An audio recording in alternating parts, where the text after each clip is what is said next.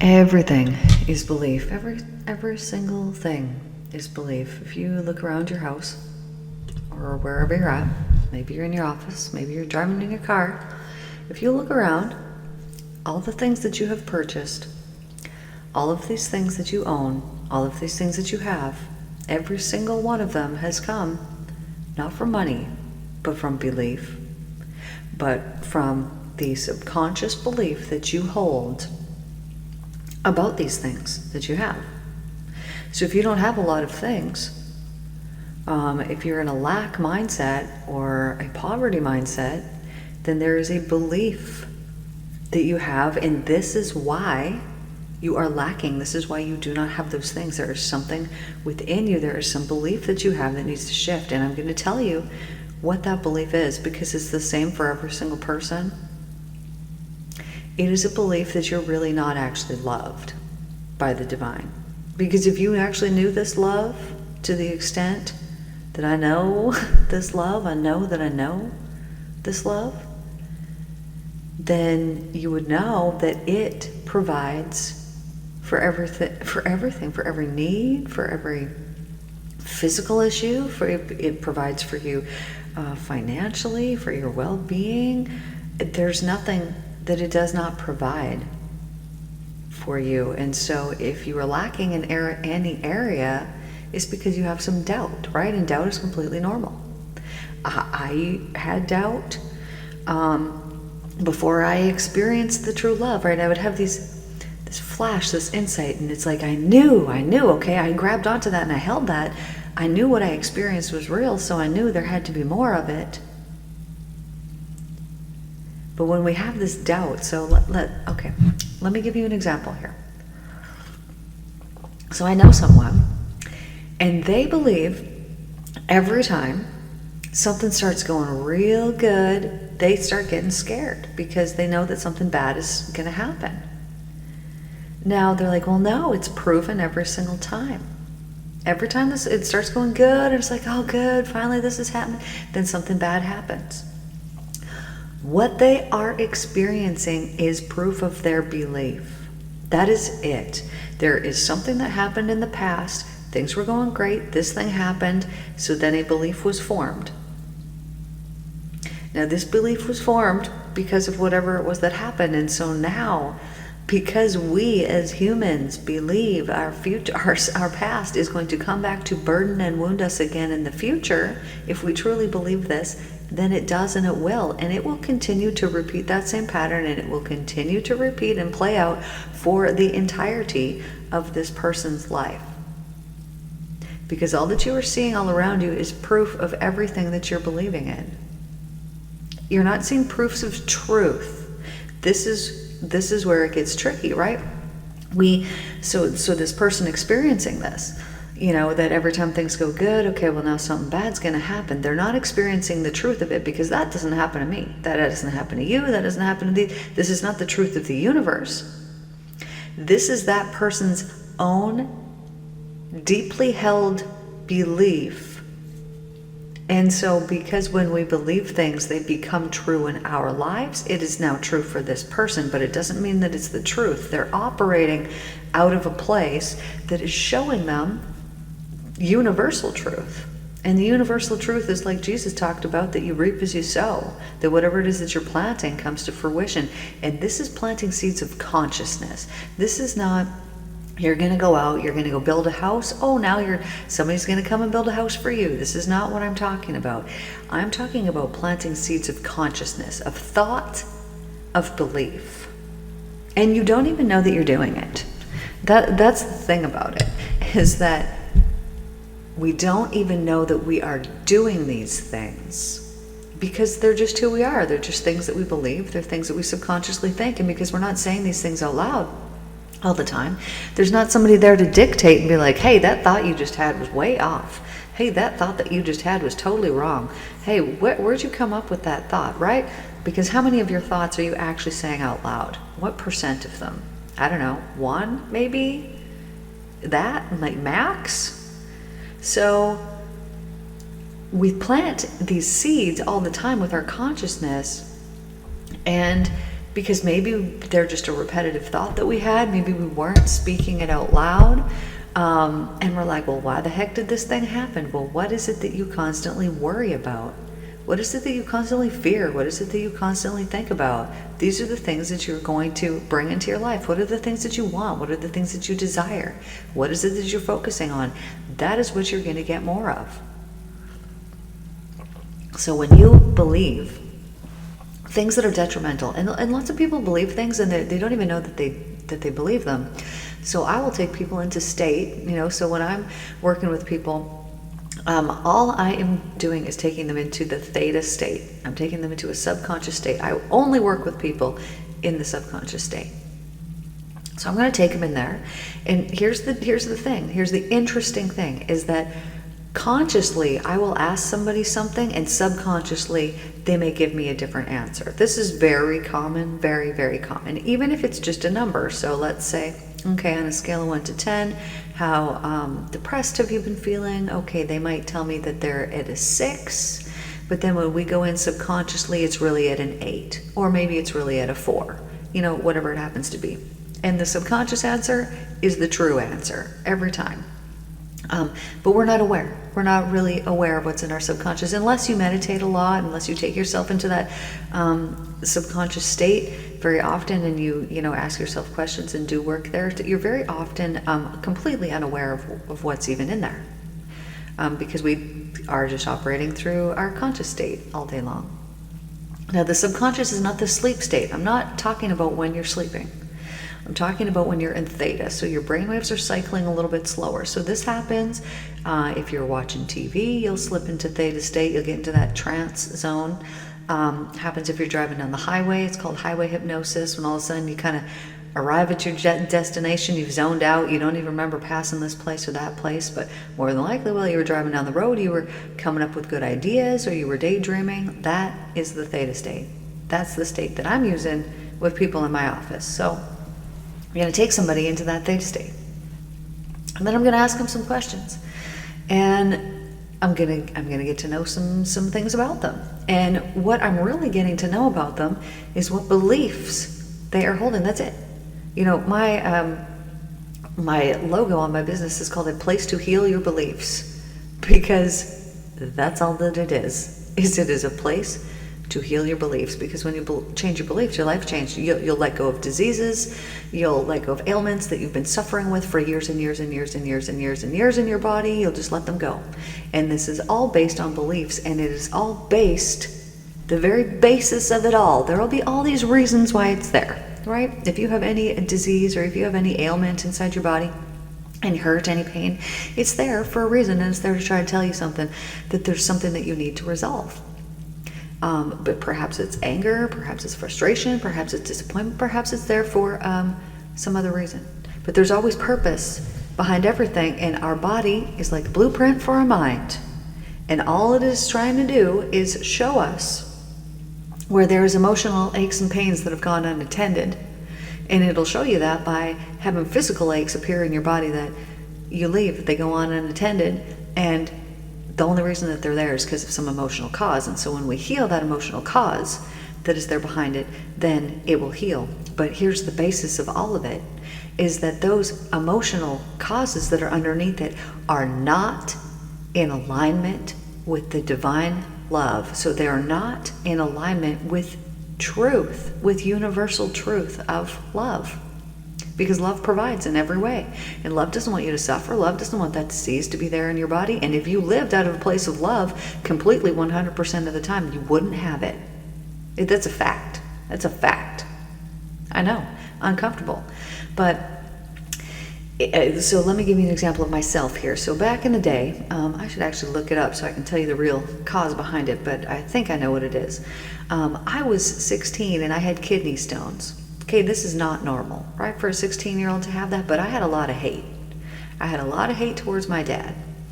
And because I had a lot of hate, a lot of resentment, a lot of anger towards him, I developed these kidney stones. Okay, so let me show you, break that down. So I had a lot of hate, meaning I was not in alignment with the divine love that exists, right?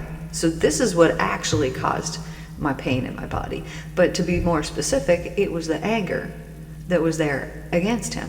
That's me specifying the part of alignment I was out of. And so then when this heals, okay, well then the kidney stones go away. Oh, right. Well, mine, I didn't heal it emotionally because I was 16, didn't know about these things. So what do? I go to the hospital. They use sound frequency, because it can heal anything. Vibration is everything. They use sound frequency to break these kidney stones apart. So I didn't have the kidney stones anymore. Well, what happens maybe, I don't even know, if it was 4 years later. Oh, do I get kidney stones again? Why? Because these things will keep reoccurring because I was still pissed at my dad. Okay, so what happens? These kidney stones go away this time. I don't even remember how that ended up. But what happens after this? Okay, well now then all of a sudden I end up with a sore right knee. Get this sore right knee. And I mean, it is injured. It is injured to the point that I, taught exercise classes for 20 some years. I had to wear a knee brace for years and years because I didn't take time to let it recover, and it probably wouldn't have recovered because the only reason it was injured was because of an emotional cause, because I was pissed at my dad. So what happens?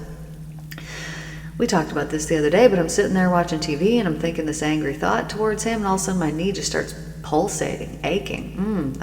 There's a hint, that must be him. Anyways, by the time that I've finally forgiven him, my knee pain went away. I haven't had it since. Why was this occurring? Well, it was because specifically of him and the anger that I had towards him, but the baseline of it is the same as what it is for everybody. I was out of alignment with the divine love because I wasn't forgiving. I was being a victim. I was being resentful. I was wishing things had been different.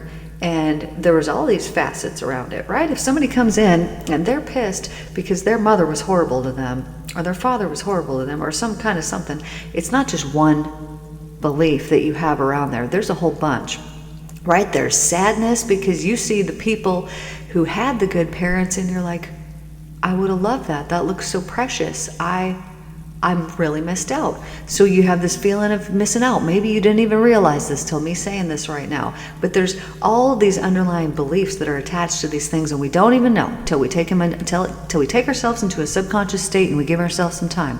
Okay, well, what else can be around that? Well, there can be anger, because why didn't I have that perfect childhood? Why didn't I have this, kind of thing? I would have loved this. So then there's anger. Okay, maybe there's resentment. Why didn't you love me properly? How come you couldn't manage that? Maybe there's this resentment and this anger, and then there's sadness, and then there's fear of, if my own parents couldn't love me properly, well, then who the heck is going to be able to love me properly? Maybe nobody. So then maybe there's this feeling of despair. So I'm going on and on this negative rampage here just to show you that there's so many beliefs that will come from an incident that happened, as a child. And then what's going to happen here? Now, if you all of a sudden, from all these things, you're walking around, you're feeling disappointed, you're feeling resentful, you're feeling angry, well, pretty soon, either way, your body's going to start to break down, or you're just, you're carrying these things within you. And what's happening through your consciousness is these are seeds. These are thoughts that you have, right? These are angry, sad, disappointed, resentful thoughts that you have that keep popping up, and those are seeds. Your thoughts are seeds. They're consciousness seeds. And so you're planting them, and they're going to come for harvest at some point if you haven't already reaped as you have sown. And you probably have. And you're probably aware of this, because if you are not living at 100% heaven when you wake up in the morning and you're like, man, I love my life, 100% heaven, then there's work that needs to be done. There's hell that needs to be shed from you, because you're carrying it. It's a frequency. So just imagine this. What is the frequency of heaven? Well, the frequency of heaven is pure love.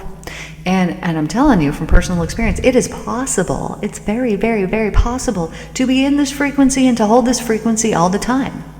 But how do you do this? Well, first of all, you have to cleanse your consciousness, which I created a mental cleanse series that you can, cleanse your mind. Because I knew not everyone can come and work with me privately for, sessions and sessions, but they can certainly take some time and go and visit the 40 videos that I made that can help them to cleanse their mind of all the pains from the past, so that they can heal their beliefs and live a more heavenly life by getting rid of the hell. But here's the deal. When you are going throughout your day, you are either, at this very moment, you are sitting in a frequency. You're sitting in a vibe. You're feeling a certain way. If you're listening to me, excellent. I love that you're listening to me. But if you find your mind wandering off, zoning off, then it's because you got some stuff going on, right? You got things going on. What frequency are those things that you got going on? What vibe are you putting out right now? Are they lowly? Are they worrisome? Are they fearful? Or are they excited? If they're excited, keep it up. Turn me off. Focus on that. But if they're lowly, or if there's something that's worrying you or bothering you or making you feel stuck or sad or not good enough or whatever it happens to be, that's the frequency of hell. Because it's not the frequency of truth. And anything that's the opposite of truth is hell. So if you're living in hell, it's a horrible place to be. I don't want to live in hell, and I'm sure that you don't either. And now that you're aware of it, maybe we can change this. So think about all those hellish thoughts that you have, and you're going to notice the ones because they're depressing. They actually cause a depression to happen in your body. That's why it's called. If you were in a really excited state, this has maybe happened to you. When you were feeling really good and then somebody started talking about something that was like not so good, and then you noticed the vibe and the mood and the just shift in the room and it lowered, that's hell. That's what I'm talking about. And so are you putting out the hell? And if you are, why are you doing it? Is it helping you? I'm telling you right now, it's not helping you. It's hurting you. Why? Because you were planting it. It's seeds. So your thoughts and your words too, these are the creationary tools. But your thoughts go out and they plant, and they plant, and they plant. And as they're planting, these things, this is actually electromagnetism that I'm talking about, but we're just going to talk about it in a planting way here rather than a scientific way today. So you are planting these thoughts because they're electrical. These seeds out there. Now here's the deal. Here's the deal with magnetism. I'm going to go in real quick. When you send out a frequency, all of a sudden it disappears. All of a sudden it reappears and it comes back in the exact same frequency. Where did it go, science? You don't know, do you? What happened to it? You don't know, do you? You don't. I'll tell you what happened to it. It goes out, it imbues this empty space that you have all around you. It fills it up because that empty space is sitting in perfect divine equilibrium. And when your thoughts, your electrical thoughts, your creationary tools go out and it imbues that empty space there, it begins to create it. And it then comes back and you will then harvest it of a harvest of your own sowing at some point in the future. Now this might be days, hours, weeks, months, years. It might be so far in the future that you don't even remember that, I'm really pissed that this person did this to me, and you forget that you did that to somebody else. And it's now come back to roost. Everything, our mind is our creative force. And so if you're having these thoughts, what vibe is your thought going out at? Is it going out at a loving, truthful, heavenly vibe? Because if it is, then that's wonderful, because guess what? You're going to get that back. You're going to get that back. All the goodness that you're putting out there, whatever frequency you're putting out, it's going to go out. It's going to disappear for a second. It's going to come right back to you. So the good that you do is returned back to you. However, this is the most important part of this little element, because if you've been doing good your whole life and you're like, why am I not getting it back? Did you hear what I just said? I said, why am I not getting it back? That means that I have a belief that I don't get these things back. So if you were to go into your subconscious mind, you could see why you're not getting it back. Maybe there's a belief that, no, the good that I do never comes back to me. Because maybe when you were younger, you did some good and it didn't come back to you right away, or it came back to you in another form and you didn't recognize it. And so then you started believing, all the good that I do just goes out and the people get the good and I never get the good back. Well, if you have that belief, as we said, everything is belief, that's what you're going to get. You're going to prove that belief to yourself over and over again. But the divine doesn't want that for you. This is something you've chosen through your free will, through your mind. Your consciousness, that is your free will. You get to choose, you get to decide. We're told we have free will. What our free will is, our thoughts. It's our mind. You could lock me up, you could do whatever you want of me, but you can't take away my free will, which is my thoughts. I can think whatever I want to think, and there's no way for you to know. It's your free will. However, Jesus was like, you need to be choosy. here, because you reap as you sow. So if you are sowing seeds that you don't want to harvest, at some point you're going to have to harvest them. And do you want that? Do you not want that? So what it is that you're planting is very important. Now, let me give you an example of this. When you are planting fearful thoughts, notice the frequency of that. The fear is the frequency of hell, right? Because love is only love and can be nothing other than what it is. It's love, and it's love all the time, ever 24/7, for eternity, for always and always and always. Love is just love. Oh, and there's just a bird just cawing out there to confirm that to me. Now, however, fear is the opposite of this love. So if you are operating, if you have your thoughts operating out of a worrisome or fearful place, what it is that you are doing is you are operating out of fear-based frequencies, which is hell frequencies, which is why you experience hell in certain parts of your life, because you're putting it out. You're planting the seeds. And therefore it is returned back to you.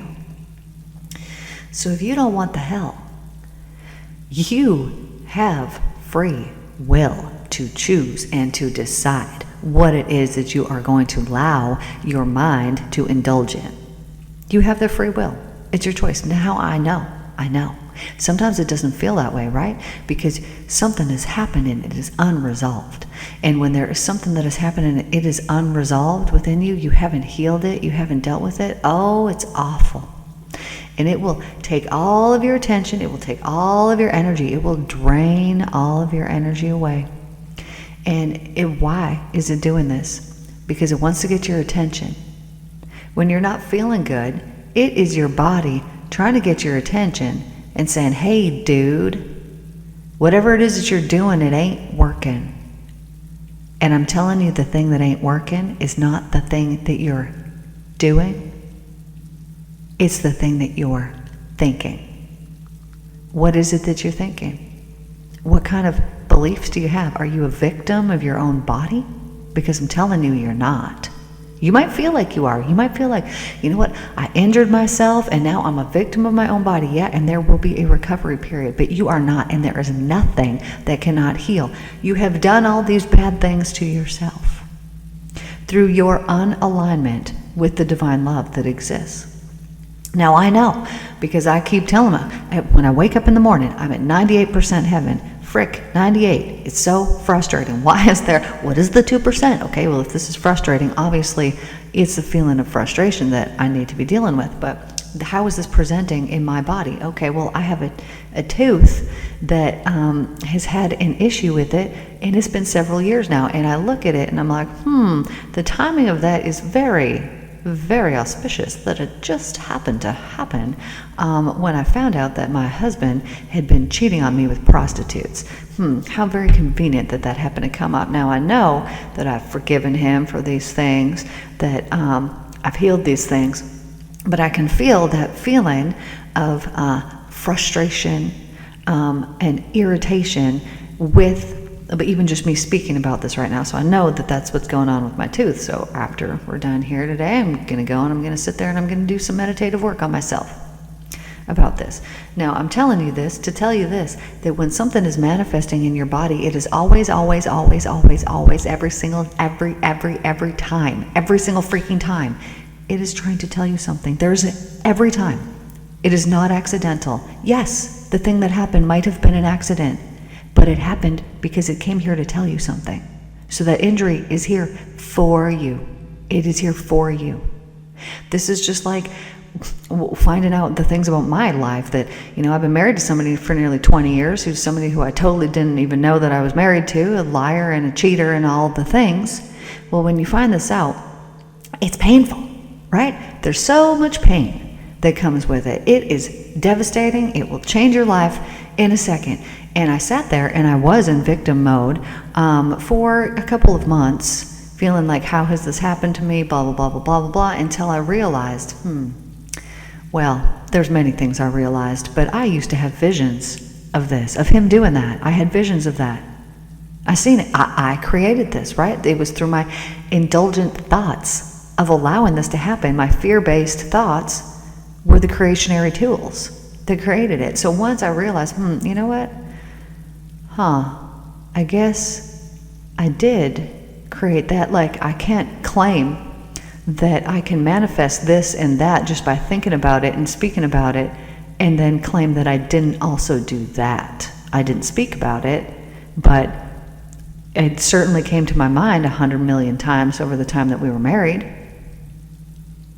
So therefore it was a work of my own fearful creation, of my own hell that I created for myself. And so I can be in victim mode because it's normal, right? This horrible thing has happened. I'm a victim of it. How could he do this horrible thing to me? I want to die. I don't even want to be here anymore. My life as I know it is completely over.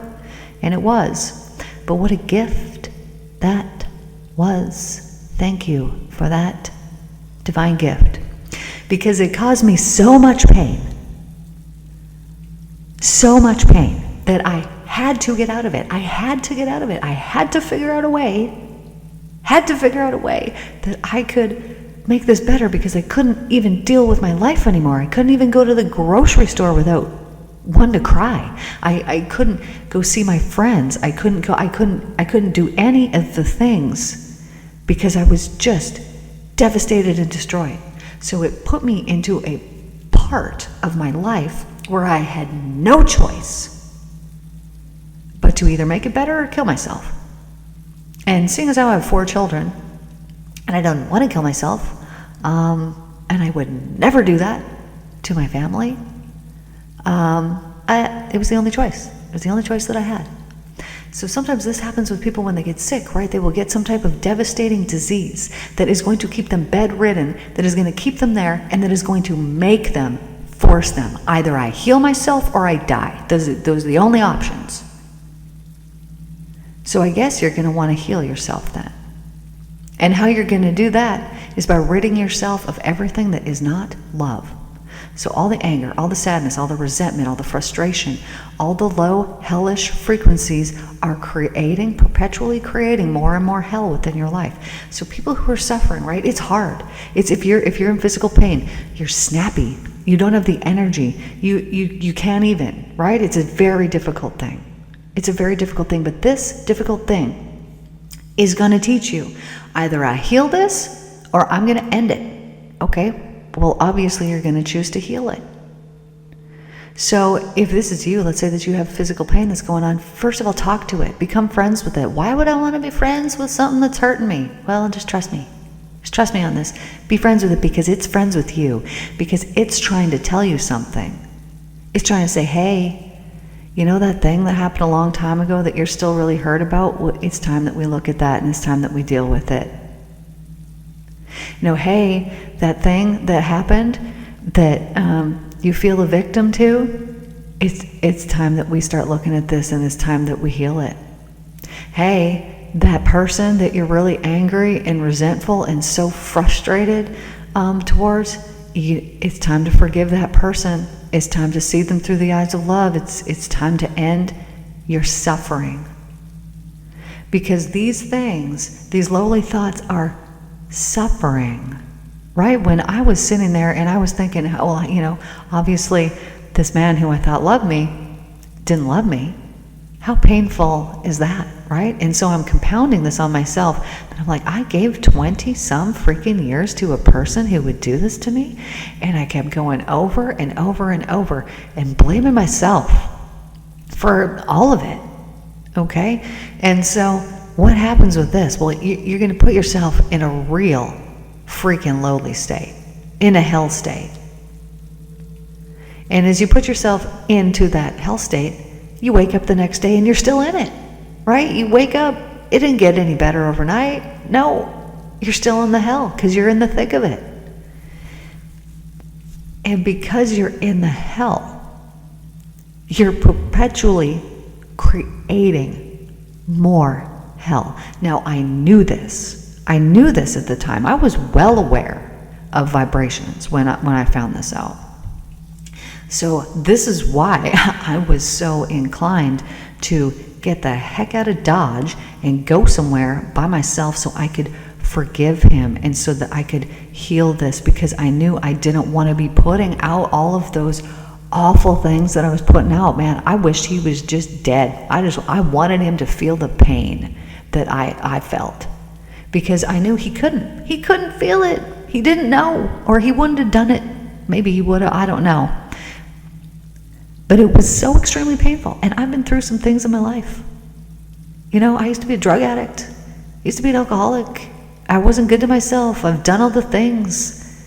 Nothing was as painful as this. And I'm so thankful for it. I'm so thankful for it. It's the best thing that ever freaking happened to me. But at the time, I wished I was dead. So I leave. I go up to my cabin, and I'm like, dude, I'm leaving. I'm not coming back till I come back. Well, how long are you going? I don't know. 3 weeks, 2 weeks. Well, I'll come back when I'll come back. And he never let me go do anything. But at this point, the last few years, I was like, you know what? He's mad all the time anyways. I'm just going to go do whatever I want, because he's going to be mad either way. I'm going to go do it.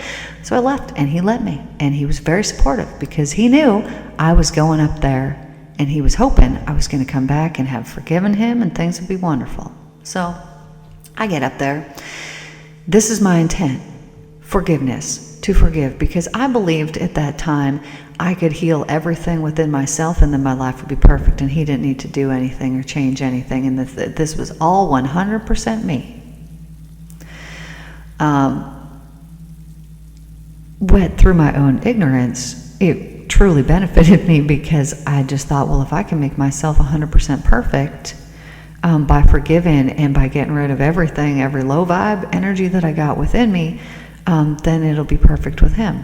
Okay, well, no, things were perfect within myself and within the divine by the time that I left, because it led to my enlightenment. Days and days of enlightenment of, oh, this person's sick, this person's on life support. Nope, they're not. Through the love of Jesus, they are absolutely healed, and they were. This is the type of thing that was going on in my life at that time, and this would not have happened had he not done what he did. So even now, if you are suffering physically in some way, thank it.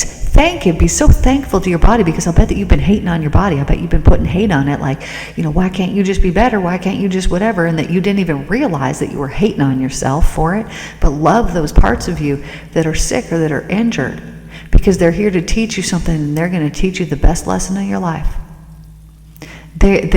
What it did for me was it connected me with the divine in a way that I had never been connected in my life. It led me to actual enlightenment, actual illumination within my brain. I was within the universal frequency of that divine love, where Jesus was when he healed his people. This is how your suffering can be the most wonderful gift in the world. But as long as you remain a victim to it, you won't get any of those results. So I go up to my cabin, and I'd been studying the Christ letters. You know, we've talked about this. And so what did I do up there? I would do yoga, I would meditate, I would dance, I would read, and I would write, and I would paint. That's it. So, and go for walks with the dog out in the woods, go hug some trees, go meditate on the dock. This thing for weeks and weeks. It sounds wonderful, doesn't it? By myself completely, no Wi-Fi. No way to contact the outside world. No, barely any neighbors that time of year. I mean, I maybe talk to one person a day when I'd be walking my dog down the road. But nobody up there. So I'm up there. And it was a couple days in when I forgave him. And I was sitting there and I was meditating, and I truly, deeply forgave him. I believe it's because I felt perhaps, I don't know how sorry he was, or I don't know, but I tapped into some type of compassionate energy with him, and I really did forgive him. Now, this didn't mean that I loved him anymore, or that I was ever going to trust him. Those are two totally different things, but I really, truly, compassionately forgave him. And I wanted it to be good, right? You know, I wanted that. Forgave him. And then, you know, things happened while I was up there. And it led to enlightenment. And I wouldn't change it or take it back or do anything different, because everything happened exactly as it was meant to happen to lead me to that place. Now, what happened after I got back from there? Did I come back and I was like, yay, I have the best husband in the world? No, that didn't happen. I really did. I was very compassionate towards him. I was much kinder to him for those last however many months that I was deciding what it was that I was going to do. Because you can't get trust back once it's gone. Once you've lost it, it's lost, it's gone. And it'll always be that little question there in your mind, and nobody wants that, because that is hell. And, you know, I tell you this to tell you this, that if you're suffering in some way, being thankful for it earlier than later is the way to go. Because when I was suffering, I remember meditating. I spent at least an hour a day meditating or doing a gateway tape, which is, you know, similar to that, at least an hour a day over that period of time. And I remember when I had first found out what he did, and I remember feeling like I was drowning. And I know I've said this before, but I would actually have visions of that, of myself like drowning and being down at the bottom of the ocean, drowning way down at the bottom, and there's just all this water around me, and it was like the most peaceful place that I could have possibly been. And it's like I knew I was dying down there, but it was so peaceful, and it was just nice to stay down there. And then once in a while, you know, you would see the light shining through the water. You know, if you're way down at the bottom and the sun is out, you can still tell that the sun is there. And so sometimes I would find myself being drawn up to the sun, and then I would surface for a minute, and that warm sun would be on my skin, and then the waves would wash me into the shore, and then I'd just sit there on the beach and just let the sun shine on me. And this was how it felt. It was like I was drowning, but there was still light that was there. And so if you're in the middle of it, I know you just gotta wait. You get out of it. It's not forever. Nothing lasts forever. Eventually, everything changes. But because of this happening, it allowed me to see and change and heal things within myself that I wouldn't have. I was forced into it. It was either die or heal. Okay, well, obviously I had to heal. So, because of that, because of the greatest suffering of my life, it led to actual enlightenment. So be thankful. Be thankful if you're going through something that's really crappy. It is only here because it's here to teach you something. It's here to teach you to gain control of your mind. First of all, what seeds did you plant that is now coming to fruition? So this is now happening for you. What do you believe in? What thoughts are you thinking repetitively that's now created this self-created hell in your life? And when you can be thankful for it, you're switching the frequency, right? You're switching it to a heavenly frequency by being thankful for it. Even though it's crap. Did I want to be thankful that my husband was banging prostitutes? No. Am I now? Yes. I'm so thankful that that happened. Am I with him? No.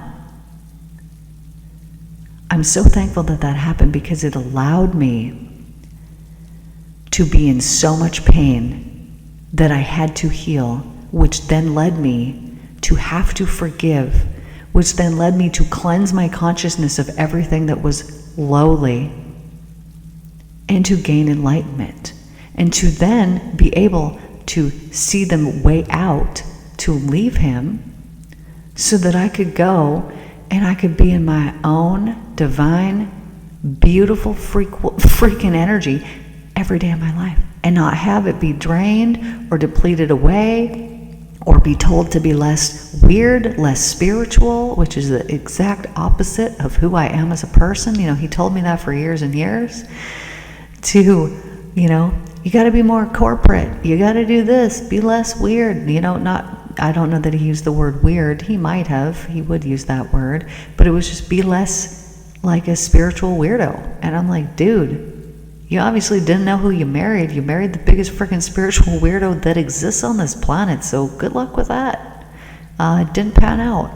But it allowed me to leave so that I could be myself and be supported by myself. I don't need anybody else to tell me, hey, keep being weird. Hey, don't be weird. I don't need anybody to tell me nothing. Now I get to dictate for myself who I am and who I've always been. But now I'm really allowed to be myself because I don't got anybody telling me not to be.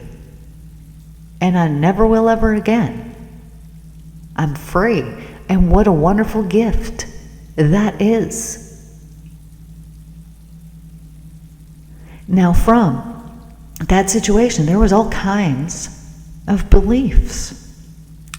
Okay, well, obviously he, thinks this about me and thinks that about me, and I'm not valuable, and I'm not worthy, and I don't deserve to be loved, and all the things that would come from being betrayed, after 20 years of being with somebody. There's all kinds of things that would come up. Well, did I want to have any of these things? No. Did I know that they were all not the truth? Yes. How did I know this? Because I work with people and I see them, so I'm seeing it from an outside perspective. Like when I'm working on myself, I'm in third person here. I'm talking myself through things like I would if somebody was in my office. I'm talking them through things and having them see the truth. And so, what a wonderful gift.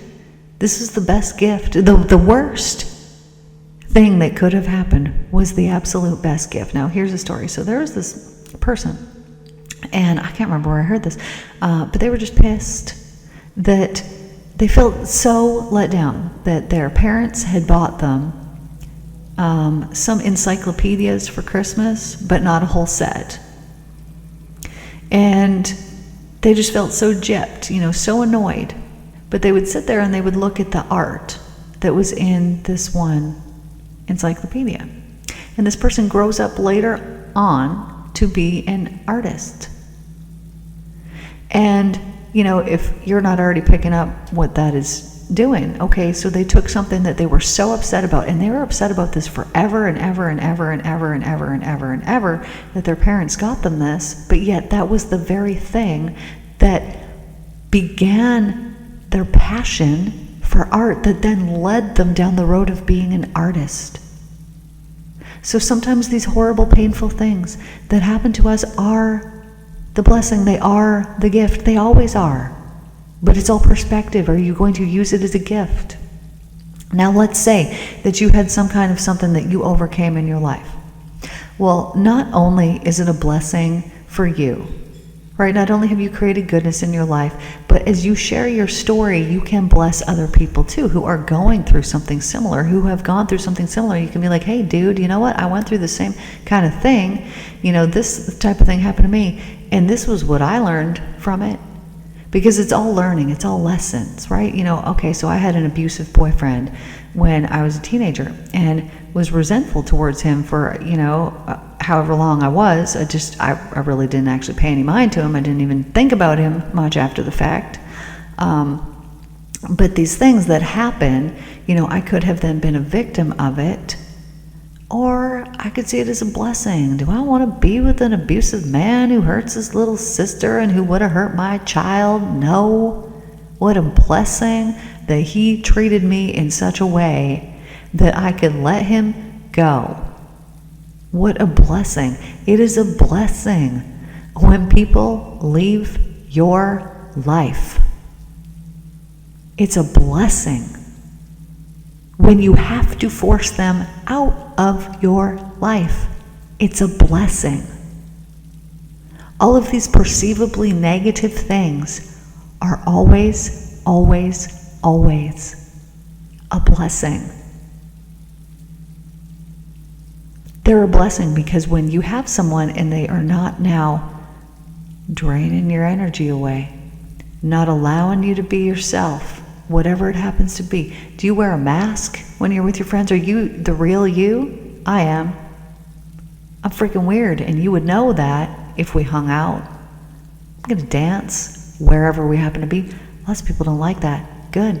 Those aren't my people. That's kind of why I do it. I like to be myself so that I can see the people who are gonna stick around and the people who are gonna value me.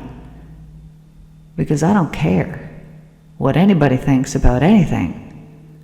I know I'm a good person. I know how to love people right. And I know that I never have any ill intent towards anyone, ever. And if there's somebody that doesn't like me, and trust me, I know it, people cannot lie to me. That's one thing that they can't do. Even the whole time with my husband, I knew. I just know things. So if somebody doesn't like me, guess what I do? Before I walk into wherever I'm going to be, and I know that this person's going to be in there, I sprinkle some heaven on them. So I just imagine this beautiful white light raining down on that person, and I remind myself they're a soul just like me, and that they'll learn, and that they're learning, and that they're at where they're at because they need to be there for whatever lesson that they're at, and I just give them love. So if somebody doesn't like me, that's on them, because they're getting love back. I know it kind of pisses people off when they try to hate on you and you just give them love back, but you're doing nothing wrong by doing that. I'm not telling this person, I'm not telling these people what it is that I'm doing. I'm just giving out the good and knowing that it will be returned back. So, what were we talking about today? Belief is everything. So from these sufferings, from these difficult things that you go through in your life, you will gain all kinds of beliefs that happen, all kinds of things. You'll start to believe certain things. If you went through something difficult as a child, then you probably believe you're not good enough or not worthy or all the, whatever it happens to be, all the things. Here's the deal. When you recognize, first of all, you have to recognize them, you have to become aware of them. When you realize what those beliefs are, and when you then change those beliefs, everything changes. So if there's a belief in lack, if you grew up in lack, you probably might still have that belief in lack because you experienced it, and what you experienced in the past you believe is going to come back to burden and wound you again in the future. So if you heal those beliefs, these underlying beliefs, then it changes your life. I worked with someone a couple weeks ago. We did this for money blocks. Okay, this person's out of work, not sure if they're going to get a job, they need some money. Okay, well, what happens? Will they get a job? I don't know if it was the next day or the day after that, and it paid them more than they got at their previous job. This happens like this because when we change our belief, we change our frequency that we're sending out. And when our frequency changes, then the visible material that comes back into our environment, into our world, also changes. Because we're now vibrating at a different frequency, and things look different when they are vibrating at a higher frequency. Things will magnetize into your life, no matter what frequency you're putting out. So if you want to magnetize something that's real divine and real good, then you're going to have something that's real divine and real good being put out. You understand exactly what I'm saying. So, this is getting a little long here today. I'm usually trying to keep it a little bit shorter, but I love you guys all. Thank you so much for tuning in, and I will see you guys tomorrow. Take care, my darlings.